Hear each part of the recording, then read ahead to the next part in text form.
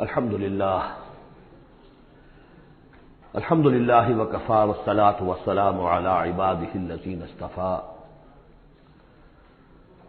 خصوصا على افضلهم وخاتم النبیین محمد الامین وعلى آلہ وصحبہ اجمعین اما بعد فقد قال اللہ تبارک وتعالی كما ورد في سورة المدثر اعوذ باللہ من الشیطان الرجیم بسم اللہ الرحمن الرحیم یا ایہا المدثر قم فانذر وربک فکبر وثیابک فطہر والرجز فاہجر ولا تمنن تستکثر ولربک فاصبر صدق اللہ العظیم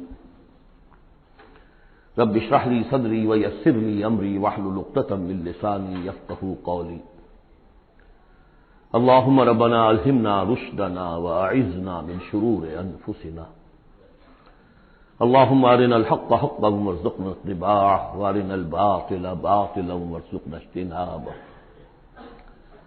اللهم ربنا زدنا ایمانا وهدى وعلما نافعا وعملا صالحا متقبلا اللهم ربنا آنس وحشتنا في قبورنا وارحمنا بالقرآن العظيم اللهم اجعله لنا إماما ونورا وهدى ورحمة اللهم ذكرنا منه ما نسينا وعلمنا منه ما جهلنا وارزقنا تلاوته آناء الليل وأطراف النهار واجعله لنا حجة يا رب العالمين آمين۔ سورۃ المدثر کے بارے میں ایک روایت یہ بھی ہے کہ اس کی جو پہلی 7 آیات ہیں یہ پہلی وحی ہے جو حضور پر نازل ہوئی، اور یہ ایک چونکہ صحابی کی رائے ہے لہذا اس کا ذکر کرنا مناسب ہے، لیکن یہ کہ یہ کنسنسس جس پر ہے وہ یہی ہے کہ یہ پہلی نہیں ہے بلکہ پہلی وحی جو آپ پر آئی وہ سورہ علق کی ابتدائی 5 آیات ہیں۔ مغالطہ اس وجہ سے ہوا ہے کہ سورہ علق کہ نزول کے بعد جو اس کی آیات ہے شروع کی 5 اور اغلباً سورہ نون کی پہلی 7 آیات، پھر سورہ مزمل کی 10 آیات، ان کے نزول کے بعد پھر کچھ وقفہ رہا ہے۔ اس وقفے کے دوران جو ہے حضور پر خاصی طبیعت کے اندر بے چینی کی کیفیت طاری رہی، آپ چاہتے تھے کہ جلد از جلد یہ قرآن نازل ہو، لیکن اللہ تعالیٰ کی اپنی ایک مشیت تھی، اپنی حکمت کے تحت اس نے اس کا نظام بنایا تھا۔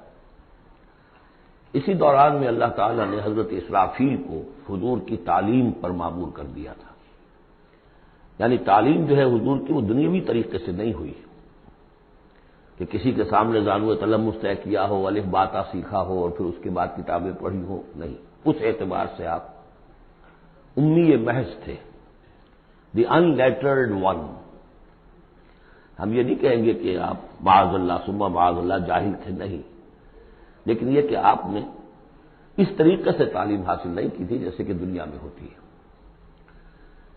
لیکن یہ کہ شوق جو قرآن مجید کا آپ کو تھا اس کی وجہ سے آپ کو جلدی، اور جب یہ وقفہ ہوتا تھا تو بہت شام گزرتا تھا، اور تعلیم اس دوران میں ہو رہی ہے حضرت اسرافیل کے ذریعے۔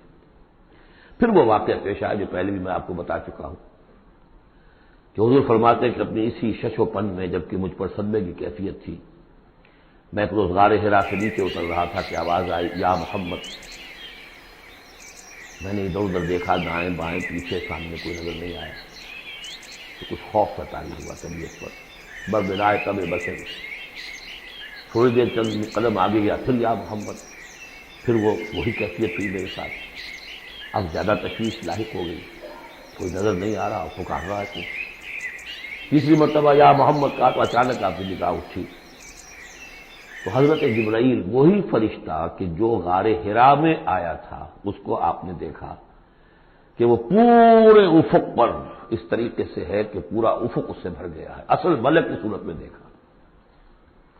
غار حرا میں کس کیفیت میں آیا تھا یہ بعد میں آپ کو بتاؤں گا، لیکن یہ کہ وہ مشابہت تو ایسی تھی کہ حضور نے پہچان لیا کہ یہ وہی فرشتہ ہے جو غار حرا میں آیا تھا، لیکن یہ کہ شکل یہ بالکل مختلف، یہ اصل ملک کی شکل تھی۔ جس کو دیکھا ہے آپ نے ان آنکھوں سے، تو اس پر آپ پر دہشت طاری ہوئی ہے اور آپ گھر آئے ہیں اور آپ پر کپ کپ اسی طاری تھی جیسے پہلی وحی کے وقت ہوئی تھی کیفیت، وہی اس کے بعد بھی ہوئی ہے۔ پھر یہ سورہ مدثر کی یہ 7 آیات آپ پر نازل ہوئی ہے۔ تو اس حوالے سے یہ پہلی وحی ہے، لیکن پہلی وحی ہے پہلی فترت کے بعد، پہلا وقفہ جو ہوا وحی کے اندر اس کے بعد پہلی وحی ہے۔ اور اس سے جیسا کہ میں آپ کو بتا چکا ہوں آغاز ہوتا ہے حضور کی رسالت کا، جبکہ سورہ علق سے آغاز ہوا ہے حضور کی نبوت کا۔ آغاز نہیں کہنا چاہیے، ظہور ہوا ہے۔ نبی تو پیدائشی طور پر نبی ہوتا ہے، لیکن ظہور کا وقت ہوتا ہے جبکہ پھر وحی کا آغاز ہو۔ تو ظہور نبوت جو ہے وہ ہے سورہ علق کی آیات سے، اور یہ ہے در حقیقت کہ جس سے کہ آپ کی رسالت کا آغاز ہوا۔ اس کا جوڑا تھا سورہ مزمل، وہ ہم نے رات پڑھ لیا۔ کم سے کم یہ چیز دیکھ لیجئے کہ ان دونوں کا بھی آغاز بالکل یا ایھا المزمل یا ایھا المدثر، اے کمبل میں لپٹ کر لیٹنے والے اور اے لحاف میں یا کسی اور کپڑے میں لپٹ کر لیٹنے والے، قم، وہاں بھی قم یہاں بھی قم، اب کھڑے ہو جاؤ۔ وہاں قیام اللیل، یہاں قیام النہار کہہ لیجئے اس کو، وہ رات کا قیام تھا، یہ دن کا قیام ہے۔ اس رات کے قیام سے آپ کے اندر روحانی ترقی کو بڑھانا مقصود تھا، تاکہ جو بھاری بوجھ آپ کے کندھوں پر یہ سورہ مدثر کی آیات کے حوالے سے آنے والا ہے، اگرچہ آپ معراج انسانیت میں پہلے سے فائز تھے، وَإِنَّكَ لَعَلَىٰ خُلُقٍ عَظِيمٍ، یہ تو ہم سورہ نون میں پڑھ چکے، لیکن یہ کہ اس بوجھ کو اٹھانے کے لیے عام انسانی اخلاق سے بھی بلندتر روحانی طاقت کی ضرورت تھی، اور وہ اسی طریقے سے پیدا ہو سکتی تھی کہ یہ قرآن مجید کو آپ خوب کوٹ کوٹ کر اپنے اندر اس کو داخل کیجئے، جذب کیجئے۔ رتل القرآن ترتیلا، ہیمر اٹ ڈاؤن۔ حالانکہ کتنا قرآن اس وقت نازل ہوا تھا، مطلب repeat repeat and repeat and repeat, جیسے آپ زور زور سے کسی چیز کو ہیمر کرنے کے لیے ٹھوک رہے ہیں تو اس کو ہیمر کرتے ہیں۔ تو میں تو یہی لفظ استعمال کرتا ہوں، قرآن کو hammer it down into your heart, آپ کے دل میں، آپ کے پورے وجود میں یہ سرات کر جائے، جس کو اقبال نے خوبصورتی سے کہا، چوں بجاں در رفت جاں دیگر شبت، جب جان کے اندر یہ قرآن سرایت کرتا ہے۔ اب یہ جو سورہ مدثر ہے، اس میں البتہ اس کی پہلی 3 آیات بڑی اہم ہیں، اور اس کو اچھی طرح سمجھ لیجئے۔ ایک ایک آیت کو سمجھیے، یا ایھا المزمل یا ایھا المدثر، ان دونوں سے ایک بات سمجھ لیجئے کہ حضور کی زندگی کا ایک خاص دور ہے جو ان کے پس منظر میں ہے، جب آپ پر غور و فکر کا، سوچ بچار کا غلبہ ہو گیا تھا۔ آپ ایک بڑے عملی انسان تھے، میں آپ کو بتا چکا ہوں، بچپن اسرت میں گزرا ہے، پھر لڑکپن اور پھر اور جو ہے جس کو ہم کہتے ہیں ایڈولسنس، وہ بھی سخت مشقت میں گزری ہے۔ پھر آپ نے کاروبار کیا ہے تو ایک سمجھیے کہ ملازم کی حیثیت سے یا عامل کی حیثیت سے کیا ہے، سرمایہ آپ کے پاس تو تھا نہیں، سرمایہ دوسروں کا ہوتا تھا۔ پھر ایسا ہوا ہے کہ اللہ تعالیٰ نے حضرت خدیجہ رضی اللہ تعالیٰ عنہا کا رجحان پیدا کر دیا، شادی ہو گئی، تو کم سے کم یہ کہ دنیاوی اعتبار سے، مالی اعتبار سے آپ اب اطمینان بخش صورت پیدا ہو گئی۔ پھر آپ نے کاروبار کیا، کھل کر کاروبار کیا، لیکن اچانک حضرت عائشہ صدیقہ فرماتی جب آپ کی عمر شریف 40 برس کے لگ بھگ ہوئی تو آپ اندر خلوت گزینی محبوب ہو گئی، حبب الیہ خلا، ملنا جلنا اب طبیعت مائل نہیں ہے۔ پہلے ہم کہہ سکتے ہیں کسی طور سے ایکسٹروورٹ انداز بھی تھا، لیکن اب اس کا وہ بیلنسنگ پارٹ آ رہا ہے انٹروورٹ کا، اب غور و فکر اندرونی۔ میرے نزدیک ایک ہی فرد نوع بشر ہے جو کلیتاً بیلنسڈ ہے انٹروورٹ اور ایکسٹروورٹس کے درمیان، اور وہ محمد الرسول اللہ ہے، ایک ہی۔ بہرحال اس پر جو دور آیا سوچ بچار کا، تو جو آپ غار حرا میں جا کر بیٹھتے تو کیا کرتے تھے؟ الفاظ حدیث میں آئے ہیں، حضرت عائشہ سے جو ملقول ہے، کان یتحنث فی، وہاں کچھ عبادت کرتے تھے۔ اب عبادت کیا کرتے تھے؟ تو شارحین حدیث کا اس پر اتفاق ہے کہ کان تحنث ہی تعبد ہی فی غار حرا التفکر والاعتبار، غور و فکر، سوچ بچار، یہ کیا ہے، معاشرے کی حالت کیا ہے، اخلاقی زوال کی انتہا ہے، اس پر غور و فکر کہ اسی عرصے میں پھر وحی آئی۔ اس پر ایک اور، اس غور و فکر پر ایک تشویش، ایک بوجھ ایک ذمہ داری کا احساس، یہ دو چیزیں جب مل گئیں تو اب آپ کی طبیعت میں جب کسی شخص کے اوپر اس طرح سے تفکر کا غلبہ ہو جائے، متفکر ہو جائے وہ، اور وہ پھر کہیں کمبل لیا لیٹ گئے، کہیں اور اسی طریقے سے، تو یہ جو سوچ وچار کا دور تھا اس کی گویا کہ تعبیر کی گئی، یا ایھا المزمل قم، اب کھڑے ہو جاؤ۔ یہ سوچ وچار کا دور اب ختم ہو جانا چاہیے، اب آپ کی عملی زندگی کا آغاز ہے۔ یا ایھا المدثر قم، وہ قیام اللیل، یہ قیام النہار۔ قیام النہار میں جو آپ کے ذمہ رسالت کی ذمہ داری ہے وہ کیا ہے؟ قم فانذر، خبردار۔ اس پر ہم بہت غور کر چکے ہیں کہ نبی کی دعوت کے لیے سب سے اہم اصطلاح یہی ہے، انذار۔ سورہ انعام سے شروع ہو گیا تھا، قل اوحی الی ھذا القرآن لانذرکم بہ ومن بلغ، کہہ دیجئے یہ قرآن مجھ پر وحی کیا گیا ہے تاکہ میں اس کے ذریعے سے تمہیں خبردار کروں۔ تو خبردار کرنا کہ یہ نہ سمجھو کہ بس یہ جیسے حیوانات ہیں یہاں پیدا ہوئے، چرا چگا، ختم ہو گئے، نسیاں منسیہ ہو گئے، تم حیوان نہیں ہو، کچھ اور ہو، تمہارے اندر اللہ نے اپنی روح پھونکی ہے، عظیم ترین امانت کائنات کی جسے نہ پہاڑ اٹھا سکے نہ آسمان اٹھا سکے، وہ امانت ہے جو تم نے اٹھائی ہے، اور اس امانت کی جواب دہی ہے، ذمہ داری ہے، اس کی اکاؤنٹیبلٹی ہے، تمہیں سب کو مرنے کے بعد اٹھا لیا جائے گا۔ واللہ لتموتن کما تنامون ثم لتبعثن کما تستيقظون ثم لتحسبن بما تعملون ثم لتجزون بالاحسان احسانا وبالسوء سوءا وانها لجنة ابدا او نار ابدا۔ یہ ہے انذار، نبی کی دعوت کا نقطۂ آغاز انذار، انذار آخرت۔ لیکن اس کا ہدف کیا ہے؟ اس کا ہدف جو ہے کوئی خانقاہی نظام بنانا نہیں ہے، اس کا ہدف صرف کوئی تعلیم و تعلم کا نظام قائم کرنا نہیں ہے، ہدف کیا ہے؟ ربک فکبر، اپنے رب کو بڑا کرو۔ کیا مطلب ہے؟ رب تو بڑا ہے، کیا بڑا کریں گے؟ اس کی بڑائی مانی نہیں جا رہی، اس کے خلاف بغاوت ہے۔ ظہر الفساد فی البر والبحر، اس کی بڑائی منواؤ، اس کی بڑائی نافذ کرو۔ اسی کے لیے یہی لفظ ہے، وہ نیوکلیس ہے جس سے کہ پھر سمجھیے بیج ہے یا گٹھلی ہے جس سے کہ تمام الفاظ نکلے ہیں۔ اقامت الدین، دین کو قائم کرو، لیظہرہ علی الدین کلہ، تاکہ اس دین حق کو تمام کے تمام نظام دین پر، نظام زندگی پر نافذ کیا جائے، غالب کیا جائے۔ مختلف اصطلاحات ہیں، لتکون کلمۃ اللہ العلیٰ، تاکہ اللہ کی بات سب سے اونچی ہو جائے۔ ویکون الدین کلہ للہ، دین کل کا کل اللہ کے لیے ہو۔ یہ سب کیا ہے؟ تکبیر رب، وربک فکبر۔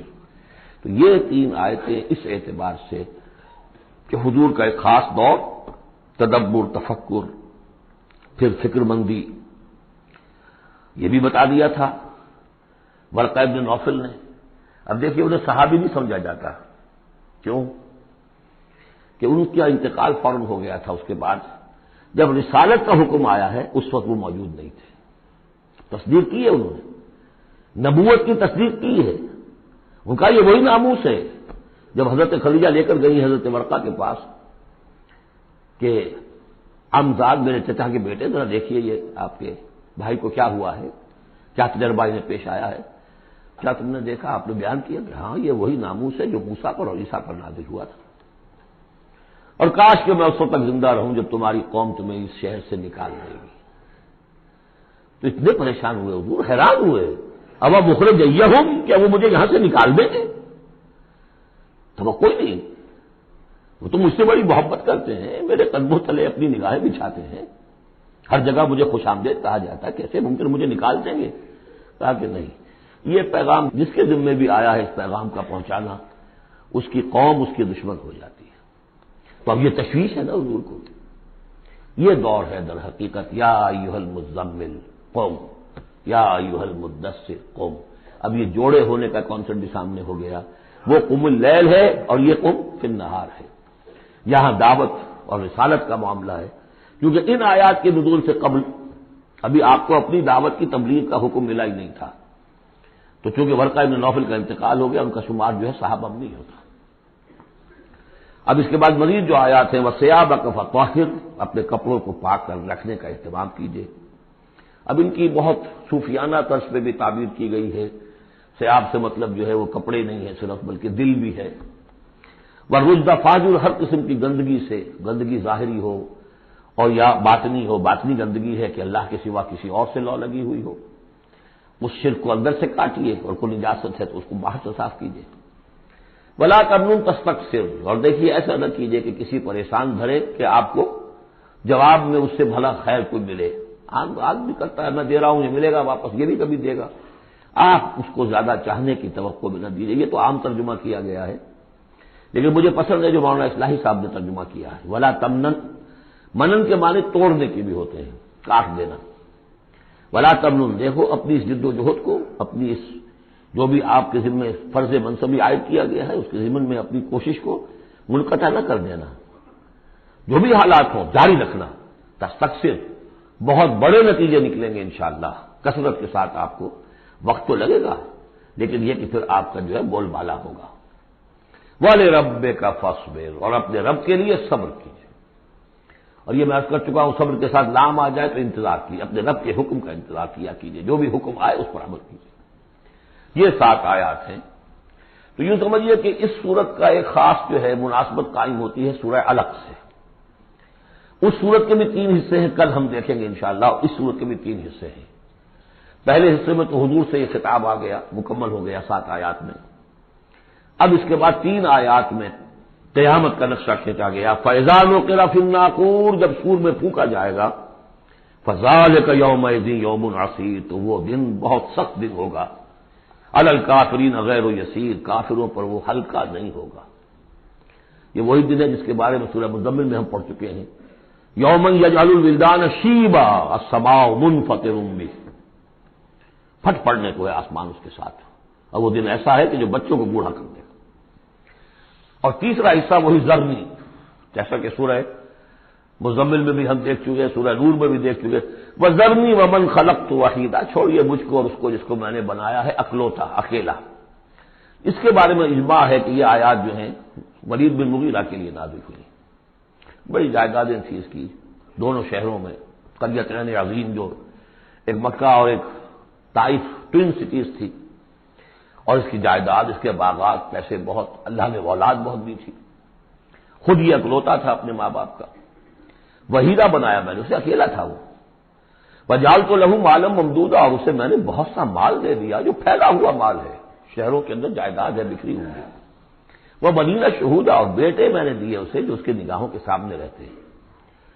یہ بھی کسی شخص کی تونگری اور مرفع الحالی کی علامت ہے کہ بیٹے اس کی نگاہوں کے سامنے ہوں، وہ ایکسپورٹ نہ ہو گئے ہوں امریکہ اور یورپ، معلوم ہوا کہ وہ تو گئے ہوئے ہیں بیٹے، ان کو دیکھنے کو بھی آنکھیں ترستی ہیں، سمجھے آپ، وہ تو پھر معلوم ہوا کہ کوئی بڑی ہی پتلی حالت ہے، شہودا بیٹے سامنے موجود ہے، وَمَهَّدتُّ لَهُ تَمْهِيدًا، میں نے اس کے لیے خوب بستر بچھا دیا تھا، خوب تمہید کی تھی۔ ثم یطمع ونزید، پھر وہ چاہتا ہے کہ میں اور بھی دوں سے، کلا، بس اب نہیں، انہ کان لآیاتنا عنیدا، یقیناً وہ ہماری آیات کا مخالف اور دشمن بن گیا۔ وہ یہ تھا کہ ذہین بھی بہت تھا یہ شخص، اور یہ محسوس کرتا تھا کہ جو وہ محمد کہہ رہے ہیں ٹھیک ہے، لیکن یہ کہ یہ ساری میری جائیدادیں، میرے رشتے، میری دوستیاں، میری چودراہٹ، اس سب کا رسک میں کیسے لے لوں؟ تو یہی وہ شخص ہے جو سب سے زیادہ کمپرومائز کے لیے آپ پر زور ڈالتا تھا کہ محمد اس طرح نہ کرو، کچھ نہ کچھ اپنی بات منوا لو، کچھ لوگوں کی مانو۔ یہ جو رفت پڑ رہی ہے، یہ house divided amongst itself can not stand, Quraysh جو ہیں آپس میں تقسیم ہو جائیں گے تو پھر ہماری حیثیت کیا رہے گی؟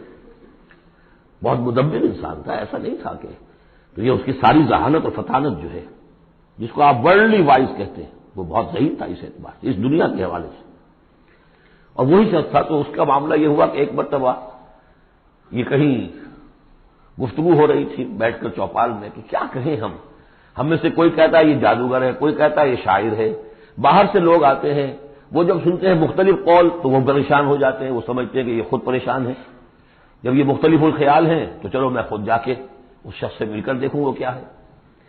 تو اس سے بہتر یہ کہ ہم ایکا کریں، ایک بات کہیں، تو اب یہ کہ کیا کہیں، اس پر مسئلہ پیدا ہو گیا۔ تو اب یہ کہ یہ گیا تھا حضور کے پاس بات کرنے، اور وہاں انہیں کچھ اندیشہ ہوا کہ یہ تو کچھ اثر ہو گیا، معلوم ہوتا بدل گیا۔ یہ واپس آیا ہے، پوچھا کہ کیا خیال ہے، کیا ہم اسے کہیں کہ شاعر ہے؟ کہ نہیں، میں شاعروں سے مجھ سے خوب واقف ہوں، جو محمد کلام پیش کر رہے ہیں وہ شعر نہیں، شاعر نہیں، کچھ اور چیز۔ اچھا ہم کاہن کہہ دیں انہیں؟ کہ نہیں نہیں، میری کاہنوں سے تعلقات ہیں، دوستیاں ہیں، میں جانتا ہوں کاہنوں کا کردار کیسا ہوتا ہے، کاہن کے قول کیسا ہوتا ہے، وہ زو معنیین بات کرتے ادھر بھی لگ جائے ادھر بھی لگ جائے، یہ کرتا ہے دو ٹوک بات، تو پھر کیا کہیں؟ ان کو یہ سمجھ میں آیا کہ یہ تو گیا، اس پر تو جادو چل گیا محمد کا۔ لیکن اس نے جب تیور دیکھے تو یہ کہا جا سکتا ہے کہ یہ جادو ہے جو منقول ہے، پیچھے سے چلا آ رہا ہے۔ اب یہ جو اس کی گفتگو میں جو اس کی رد و قضا ہوئی ہوگی، ضمیر نے ملامت کی، کچھ اس نے ضمیر کو دبایا، کچھ اپنی مصلحتوں کو سامنے رکھ کر جو بات، اس کا نقشہ کھینچا گیا ہے یہاں، فصاحت و بلاغت کی انتہا ہے۔ سأرهقه صعودا، میں اسے چڑھائی چڑھواؤں گا، وہ عذاب جو ہم پہلے ہی پڑھ چکے ہیں، یسلکہ عذابا صعدا، وہ عذاب کے جو جس کی سختی اور شدت بڑھتی چلی جائے۔ انہ فکر وقدر، اس نے غور کیا، اس اندازہ کیا کہ حق کو ماننے کا کیا نتیجہ نکلتا ہے، نہ ماننے کا کیا نتیجہ نکلتا ہے، وہ بیلنس بنا رہا ہے اپنے ذہن میں۔ انہ فکر وقدر فقتل کیف قدر، تو ہلاک ہو جائے، کیسا غلط اس نے اندازہ ٹھہرایا، ثم قتل کیف قدر، پھر ہلاک ہو جائے، کیسا غلط اندازہ ٹھہرایا، ثم نظر، پھر اس نے ذرا دیکھا، جیسے کہ کہہ رہا غور و فکر، لوگ دیکھیں غور و فکر کر رہا ہے، ثم عبس وبصر، پھر ذرا وہ اپنا منہ بسورا اور ماتھے کے اوپر بھی کچھ وہ بل لے آیا، ثم ادبر واستکبر، اور پھر ذرا اس نے تکبر کے ساتھ اپنی پیچھے کو مڑا، فقال ان ھذا الا سحر یؤثر، اس نے کہا نہیں بس ٹھیک ہے، یہ جادو ہے جو چلا آ رہا ہے، محمد کا کلام جو ہے جادو ہے، جادو اثر تو ہے، ان ھذا الا قول البشر، لیکن ہے بہرحال یہ انسانی کلام، یہ جو محمد کا دعویٰ ہے کہ یہ اللہ کا کلام ہے، یہ نہیں۔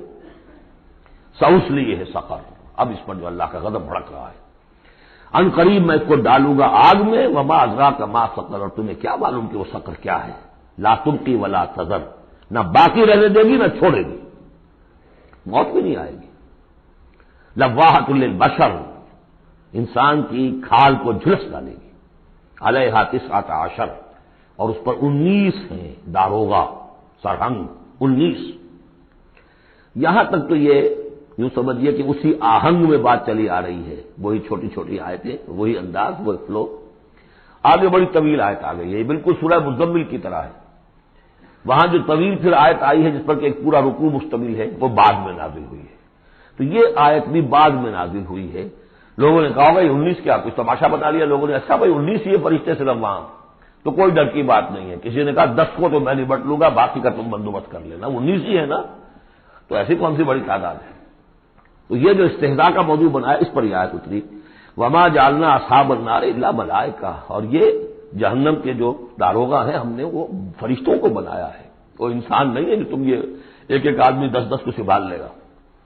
وما جعلنا عدتهم الا فتنة للذین کفروا، یہ تعداد جو ہم نے تمہیں بتا دی ہے ان کی، وہ صرف اس لیے کہ کافروں کے لیے ایک جانچ ہو جائے، پرکھ ہو جائے، لیستيقن الذین اوتوا الکتاب، تاکہ اوتوا الکتاب جنہیں کتاب دی گئی تھی انہیں یقین آ جائے۔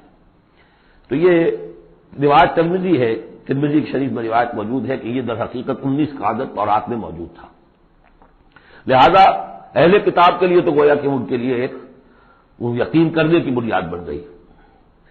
لیستيقن الذین اوتوا الکتاب ویزداد الذین آمنوا ایمانا، اہل ایمان کے تو ایمان میں اضافہ ہوگا، وہ تو جو بھی اللہ کی طرف سے وہی پڑھ کر سنائیں گے محمد رسول اللہ، ان کا ایمان کامل ہے، ان کے ایمان میں اضافہ ہوگا۔ ولا یرتاب الذین اوتوا الکتاب والمؤمنون، اور تاکہ نہ شک میں پڑے نہ تو وہ اہل کتاب جن کو پہلی کتاب دی گئی تھی اور نہ مسلمان، ولا یقول الذین فی قلوبہم مرض، اور تاکہ کہیں وہ لوگ جن کے دلوں میں روگ ہے، جو حق کو ماننا نہیں چاہتے، والکافرون، اور کافر جو طے کر چکے ہیں کہ ہم نے کسی صورت ماننا ہی نہیں ہے۔ ماذا اراد اللہ بہذا، مسئلہ یہ کیا اللہ نے 19 کا آزاد کر کے کیا کیا مراد ہے اس سے؟ کذالک یضل اللہ من یشاء، اسی طرح اللہ تعالیٰ گمراہ کر دیتا ہے جس کو چاہتا ہے، ویہدی من یشاء، اور ہدایت دیتا ہے جس کو چاہتا ہے۔ وما یعلم جنود ربک الا ھو، اور تیرے رب کے جو لشکر ہے انہیں تو کوئی جانتا ہی نہیں سوائے اس کے۔ وما ہی الا ذکری للبشر، اور یہ جو آیات قرآنیہ ہیں، یہ مؤنث آیا ہے تو آیات کے اوپر اس کو لے جائیے. یہ کچھ نہیں ہے سوائے اس کے کہ انسانوں کے لیے یاد دہانی ہے، نصیحت ہے، تذکیر ہے، تذکرہ ہے. اب یہ 31ویں آیت تھی کہ جو اتنی لمبی تھی، وما جعلنا اصحاب النار الا ملائکہ سے شروع ہو کر یہ صاف بتا رہا ہے کہ اس کا اسلوب مختلف ہے. یہ یا مدنی دور کی ہے یا یہ کہ بہرحال یعنی یوں سمجھیے کہ ہجرت سے متصل قبل کی، جیسے وہ آیت میں آپ کو بتا چکا ہوں. اب یہاں سے پھر وہی آہنگ شروع ہو رہا ہے جو پہلے تھا. کلا والقمر واللیل اذ ادبر والصبح اذا اسفر انہا لإحدی الکبر.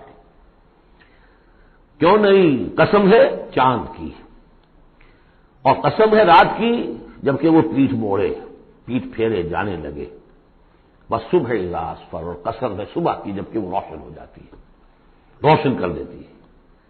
اس میں اشارہ ہو رہا ہے در حقیقت کہ فطرت وحی کی رات چلی آ رہی تھی. 600 برس سے نزول وحی کا سلسلہ منقطع تھا، وہ جس کا انہوں نے جنات میں تذکرہ کیا تھا من بعد کتاب موسیٰ. اس میں بس روشنی ہوتی تھی تو ایسی ہی جیسے کہ مستعار روشنی چاند کی روشنی ہوتی ہے جو راتوں کو بھی ہوتی ہے. بس اس درجے میں ہدایت آسمانی اور ہدایت خداوندی دنیا میں رہ گئی تھی. لیکن اب محمد رسول اللہ کی رسالت و نبوت کا خورشید طلوع ہو گیا ہے، اب دن روشن ہو گیا. کلا والقمر واللیل اذ ادبر والصبح اذا اسفر. ان تین کو قسموں کو ذرا یاد رکھیے گا، یہ آگے چل کر بڑی اہمیت کے ساتھ ان کا حوالہ پھر آئے گا کہ رات کی تاریکی تھی، اب رات جا رہی ہے. اور اس میں جو تھی صرف چاند کی روشنی تھی جو مستعار تھی. سابقہ نبوتوں کی تعلیم وغیرہ جو بھی تھی باقی تھی، کچھ بگڑ گئی، کچھ تھی، کچھ پالیوٹڈ ہو گئی، کچھ صحیح تھی. اب سورج طلوع ہو گیا. والصبح اذا اسفر انہا لإحدی الکبر. اور اب یہ ایک بہت بڑی باتوں میں کی ایک بات ہے. نبوت محمدی کوئی معمولی بات نہیں، رسالت محمد انہا لإحدی الکبر نذیرا للبشر، خبردار کرنے کے لیے انسانوں کے لیے. لمن شاء منکم ان یتقدم او یتأخر، جو بھی تم میں سے چاہے کہ وہ آگے بڑھے یا پیچھے رہ جائے. ابو بکر آگے بڑھے، ابو لہب پیچھے رہ گیا، ہمیشہ کے لیے پیچھے رہ گیا. حمزہ اور عمر ذرا تھوڑی دیر کے بعد آ گئے، درجات ہے. لمن شاء منکم ان یتقدم او یتأخر، جو بھی تم میں سے چاہے تقدم کرے، آگے بڑھے، صدیقیت کا مقام حاصل کر لے. جو شخص چاہے ذرا اور تھوڑی دیر انتظار کر کے آئے گا، والذین تبعوہم بإحسان کے درجے میں آئے گا، سابقون الاولون کے درجے سے نکل جائے گا. اور پھر کیا کہ اس کے بعد ایسے بھی ہوں گے کہ جن کو بالکل ہمت ہی نہیں ہوگی، وہ واقعتاً مستقل طور پر کفر میں رہ گئے. لمن شاء منکم ان یتقدم او یتأخر کل نفس بما کسبت رہینہ، ہر جان جو کچھ کہ اس نے کمایا ہے اس کے عوض رہن ہے، اسے وہ چیز اب وصول کرنی ہوگی. الا اصحاب الیمین، سوائے ان کے کہ جو داہنے والے ہوں گے، جنہیں دیا جائے گا ان کا اعمال نامہ داہنے ہاتھ میں. فی جنات یتساءلون، وہ جنتوں میں ہوں گے، ایک دوسرے سے پوچھتے ہوں گے عن المجرمین، گناہ گاروں کے بارے میں. ما سلککم فی سقر، تم لوگوں کو کس چیز نے جہنم میں ڈالا، تم لوگ کیوں اس جہنم کے اندر پڑے. قالوا لم نک من المصلین، وہ کہیں گے کہ ہم نہیں تھے نماز پڑھنے والے. ولم نک نطعم المسکین، اور ہم نہیں تھے مسکین کو کھانا کھلانے والے. ورنہ وکنا نخوض مع الخائضین، اور ہم تو ایسے ہی بس مذاق ہی میں لگے رہے، باتوں کے بال کی کھال اتارتے رہے، ہم نے سنجیدگی سے سوچا ہی نہیں. وکنا نکذب بیوم الدین، اور سب سے بڑھ کر یہ last but not the least, ہم جزا و سزا کے دن کا انکار کرتے رہے. حتی اتانا الیقین، یہاں تک کہ موت کا وقت آ گیا. فما تنفعهم شفاعت الشافعین، تو اب ان کے لیے ہرگز دفع بخش نہیں ہوگی شفاعت کرنے والوں کی کوئی شفاعت.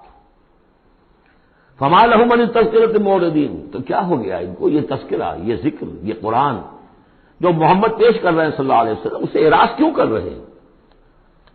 کانہم حمر مستنفرہ، حمر مستنفرہ، ایسے ہیں کہ جیسے یہ گدھے ہیں جو بدک گئے ہیں. فرت من قسورہ، شیر کو دیکھا ہو کبھی آپ نے دیکھا ہوگا ٹیلی ویژن وغیرہ پر، تو افریقہ کا نقشہ دکھایا جاتا ہے، ذرا شیر کی آہٹ دیکھتے اور پھر جبرے جس طرح بھاگتے ہیں دمڑ دمڑ دمڑ کرتے ہوئے، ان کا پورا کا پورا غول جو ہوتا ہے وہ ہے اصل میں نقشہ. یہ لوگ جو ہے اس طریقے سے کانہم حمر، کو جبرے بھی گدھے ہیں نا، کانہم حمر مستنفرہ فرت من قسورہ، کسی شیر کو دیکھ کر وہ بھاگتے. بل یرید کل امرئ منہم ان یؤتى صحفا منشرہ، اب یہ ان کا استہزائیہ انداز تھا کہ محمد تم کہتے ہو کہ ہمارا حساب کتاب ہوگا، ہم میں سے ہر ایک کو کیوں نہیں دے دیے جاتے ہمارے اعمال نامے، یا یہ کہ یہاں سے مراد یہ ہے کہ جو کتاب تمہارے پاس آئی ہے تو ہمیں کیوں نہیں کتاب دے دی گئی؟ کھلے ہوئے صحیفوں میں ہم میں سے ہر شخص کے پاس کتاب آ جاتی۔ کلا بل لا یخافون الآخرہ، ہرگز نہیں، یہ جو باتیں بنا رہے ہیں یہ اس لیے کہ آخرت کا خوف نہیں ہے ان کے دل میں۔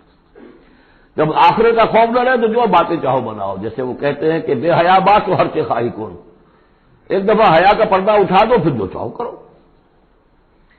کلا انہ تذکرہ، ہرگز نہیں، یہ تو بس ایک یاد دہانی ہے، نصیحت ہے۔ فمن شاء ذکرہ، جو چاہے اس سے نصیحت اخذ کر لے۔ وما یذکرون الا ان یشاء اللہ، اور یہ نہیں اس سے نصیحت اخذ کر سکیں گے کوئی بھی مگر یہ کہ اللہ چاہے۔ ہوا اہل التقوی واہل المغفرہ، وہ ڈرنے کے لائق بھی ہے اور وہی مغفرت کا مجاز بھی ہے، جس کو چاہے وہ مغفرت کر سکتا ہے۔ اہل التقوی واہل المغفرہ، یہ ہے سورہ مدثر۔ اب آگے چلیے، جوڑا آ رہا ہے سورۃ القیامہ اور پھر اس کا جوڑا ہے سورۃ الدہر۔ بارک اللہ لی ولکم فی القرآن العظیم ونفعنی وإیاکم بالآیات والذکر الحکیم۔